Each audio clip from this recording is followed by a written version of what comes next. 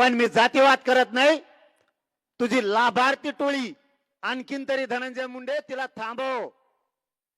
तू खोलात चाललाय, तू फसत चाललाय, तू फसणार आहे. आता तू मला खेटलाय, आता बघतो तू उभी.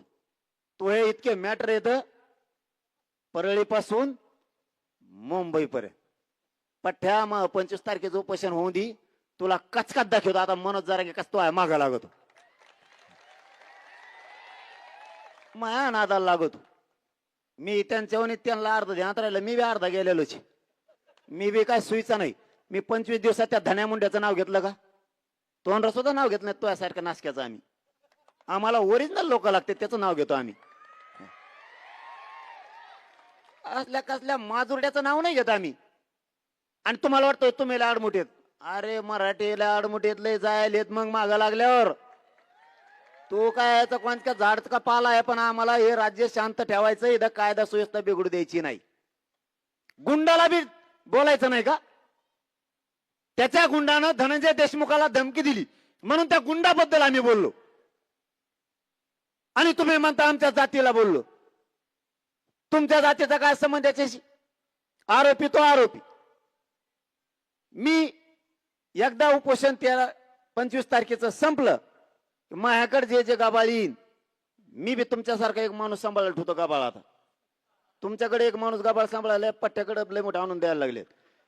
इंग्लिश सोडून देतो, मराठी धरतो. याचा भुकटाच वाजतो मी बी. आता तो नादी लागलास ना, नसतं थोपडर नाव घेतलं नाही राव मी. 20-25 दिवस झालं तू मंत्री होय, आमदार होय, सरपंच होय, नाही तिकडे वाड्याने हिंड. मला घेणं काय तो? आणि तू कोणता तीर माऱ्या लागून गेला? मी मोजित असतो का तो सारख्याला? तू कोण तीर माऱ्या लागून गेला? तो नावच घेतलं नाही तरी म्हणतोय. ते कसले बदगी उठीत किरळ लागलेले शिळीचे शेपट, आणि ते बोंबलते हे असा करतो आणि तसा करतो. अरे मी किती किलोचा आहे त्यांना विचार. कसा फेसकूट पाडा होता त्यांचा, दोन्ही हाताने पुशीत होती. इतकाल्या जिप्पा बाहेर पाडल्या होत्या. काय सांगू तू? काय बोलावं? आम्ही तुमच्या जातीविषयी आदर सन्मान करतो आणि तुम्ही विकत भांडणं घेता. काही कारण नसताना धनंजय देशमुखांनी त्या धमकीचं नारी रावीचं कळलं माहिती तळपायाच्या आगमस्तकात गेली. 25 ते 26 दिवसानंतरच मी नाव घेतलं. तोपर्यंत नाही. तरी वरचर उठितोय. 10 पाट टोळी धरून आणतो. ते लाभार्थी कुणाचा इमा खाल्ला असन. औ काही कागद आणला का त्याचा?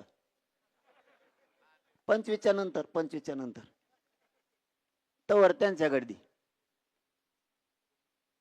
ह्या धनंजय मुंडेंनी टोळ्या सुरू केल्यात. लाभार्थी, पीक विमा खाणाऱ्या, राख खाणाऱ्या, गावऱ्या खाणाऱ्या, डोंगर खातेत, दगड खातेत, गोटे खातेत, संडास बाथरूम खाल्ले का काय नु. ह्या सगळ्या टोळ्या आणल्यात भंगार.